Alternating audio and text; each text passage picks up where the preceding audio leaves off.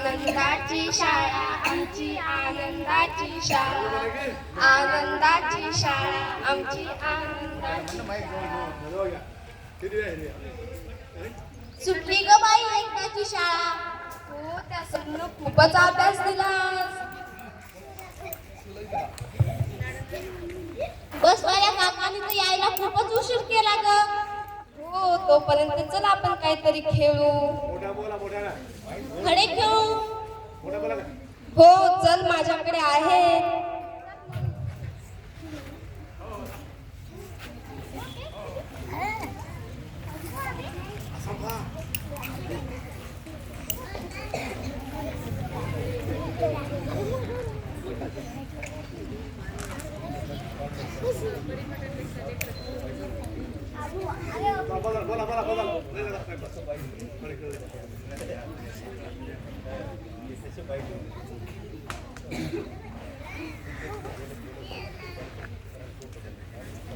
अगं बाई हे काय आहे? हो आपण इतके दिवस इथे येतो हे तर बघितलंच नाही. हो ग याच्यावर काहीतरी लिहिलेलं आहे. याचा अर्थ माहित आहे का तुला? नाही ग. चल तिकडून ते काका यायले त्यांना विचारू. ओ काका काका इकडे या. काय? याचा अर्थ सांगा ना आम्हाला. आम्ही बिझी आहोत आम्हाला माहित नाही तुम्हाला एवढं माहित नाही का? नाही. अगं याचा अर्थ आपल्याला कोणी सांगत. अगं काल मी टीव्ही मध्ये बघितलं की काही मुले सोनपरीला बोलवत होते. ते म्हणत होते की सोनपरी सोनपरी ये ना ग आमची मदत कर ना ग. तर खरं सोनपरी आली होती. चल एकदा आपण करू.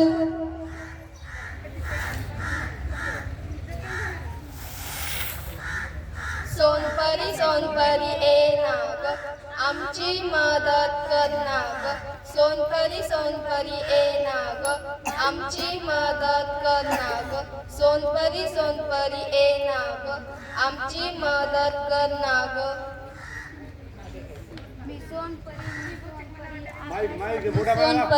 सोनपरी मी सोनपरी आकाशातली सोनपरी. अगं बाई खरंच आली की सोनपरी तर. काय झालं मुलांनो? बघ ना ग सोनपरी आम्हाला याचा अर्थ कोणी सांगत नाही. मुलांना तुम्हाला इतकं माहिती नाही? सोनपरी तुम्हाला संविधान कोणी लिहिले हे माहित आहे का? डॉक्टर बाबासाहेब आंबेडकर. बर आता मला वेळ नाही. आता मला वेळ नाही याच्या हक्क हे सांगतील. ते कसे? मी यांना जिवंत करीन.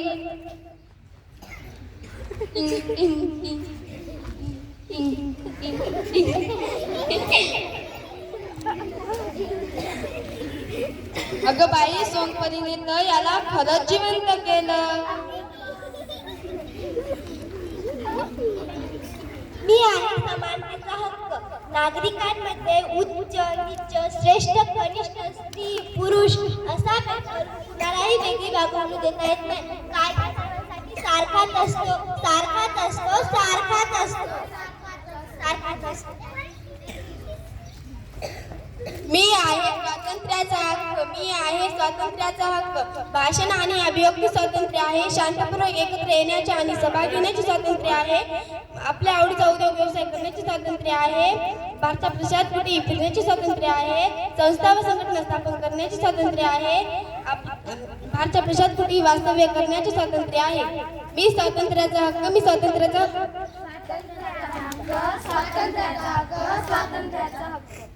मी आहे धार्मिक स्वातंत्र्याचा हक्क. भारत हे जगातील महत्त्वाचे धर्मनिरपेक्ष राष्ट्र आहे. भारतातील प्रत्येक नागरिकाला कोणत्याही धर्माची उपासना करण्याचे आणि धार्मिक कारणांसाठी संस्था स्थापन करण्याचे हक्क आहे. संस्था स्थापन करण्याचे हक्क आहे. संस्था स्थापन करण्याचे हक्क आहे. संस्था स्थापन करण्याचे हक्क आहे. मी आहे सांस्कृतिक आणि शैक्षणिक हक्क. सण उत्सव आणि आपली जीवन पद्धत याबाबत आपल्या देशात खूप विविधता आहे. त्या विविधतेतून एकता आहे.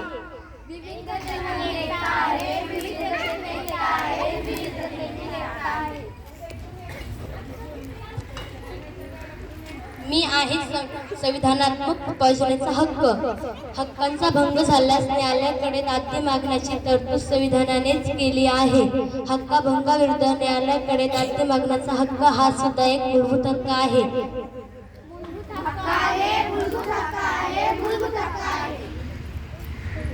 मी आहे समाजवादी राज्य. समाजवादी राज्य असे राज्य जिथे गोर गरीब यांच्यामध्ये मोठी दरी नसते.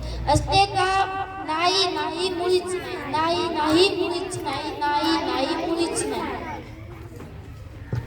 मी आहे लोकशाहीत राज्यकारभारांची सत्ता लोकांच्या हाती असते. त्यांच्या इच्छेनुसार सरकार निर्णय घेते आणि धोरण आखते.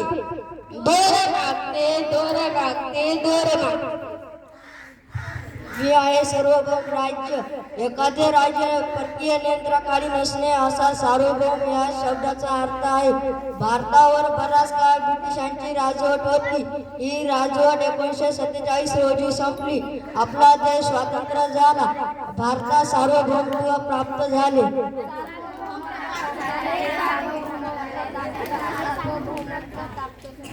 मी आहे धर्मनिरपेक्ष राज्य.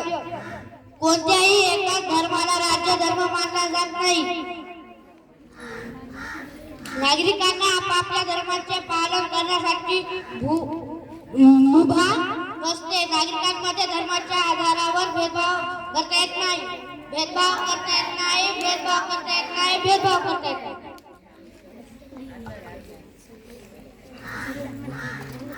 चला तर मग आपले संविधान म्हणू.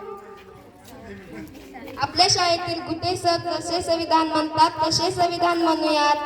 एक साथ संविधान केले तयार होंगे तयार हो. आम्ही भारताचे लोक